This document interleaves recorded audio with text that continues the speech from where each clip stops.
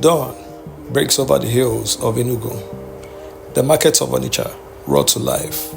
Factory gates open in Aba. And across 5 states, a region once written off as broken is rising. This is not the story of oil wealth. It is not the story of federal patronage. It is the story of resilience, of enterprise, of a people who refuse to disappear. This is the rise of Eastern Nigeria. In 1970, after the Nigerian Civil War, the Eastern region lay devastated, infrastructure destroyed, savings erased, industries shattered. But history underestimated one thing: the Igbo spirit of rebuilding.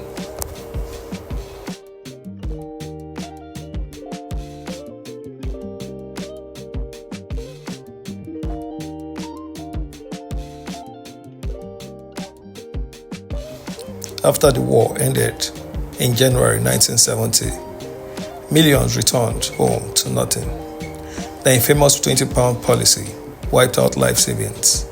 Infrastructure across Enugu, Aba, and Onitsha was damaged. Public trust in federal institutions was fractured. Yet, within months, markets reopened.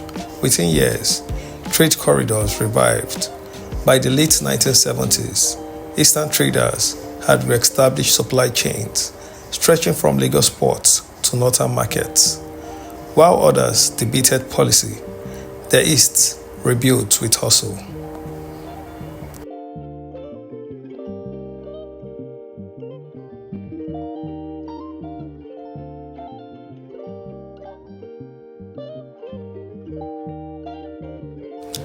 At the heart of this rise were the markets: Onitsha Main Market, Owerri International Market, Nnewi Auto Spare Parts Market. These were not just markets, they were economic universities. The Igbo apprenticeship system, Igbo Boy, trained young boys who left villages to serve masters in trade. After years of service, they were settled with capital.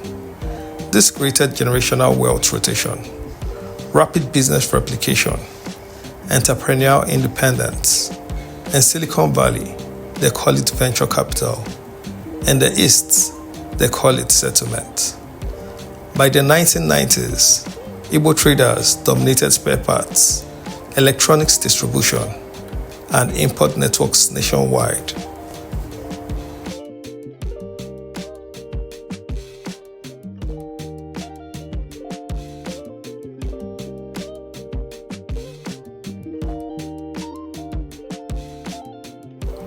Trade evolved into manufacturing. Nnewi became Nigeria's most concentrated indigenous industrial cluster. Key players include Innocent Vehicle Manufacturing, Ibeto Group, Qtix PLC, from plastic components to vehicle assembly, from battery cables to auto parts. What Japan was to electronics in the 1980s, Nnewi became to spare parts in West Africa. Aba too began its quiet industrial revolution. Textiles, leather goods, footwears, made in Aba brands now compete nationally and internationally.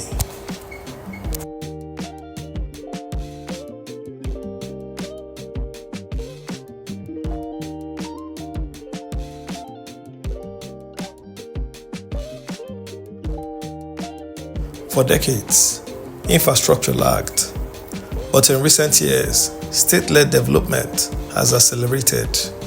Urban flyovers in Owerri, road expansion in Abakaliki, Enugu Smart City Master Plans, industrial corridor projects in Abia.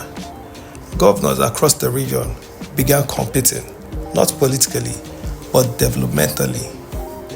The narrative shifted from survival to expansion.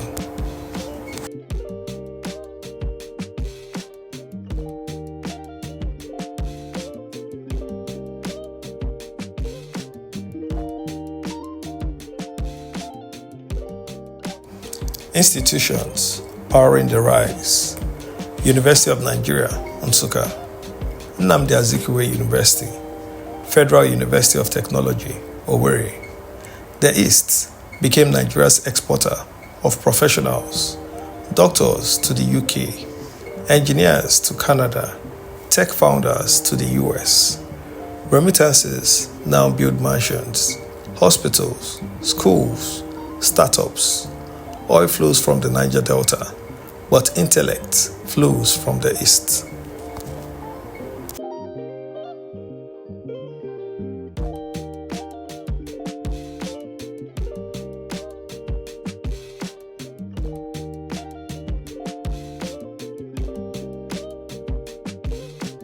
Eastern Nigeria forms strong diaspora networks. They fund community projects, scholarships, medical outreaches, political advocacy. The diaspora effect is economic oxygen. Every December, flights into Enugu swell, villages transform, construction surges.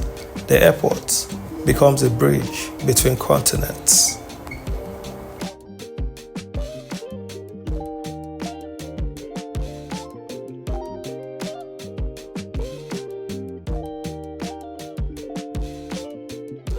The rise has not been smooth.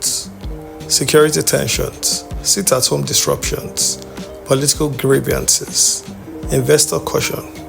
Yet, despite turbulence, commerce continues, markets open, factories boom, builders build. History suggests resilience remains the defining trait.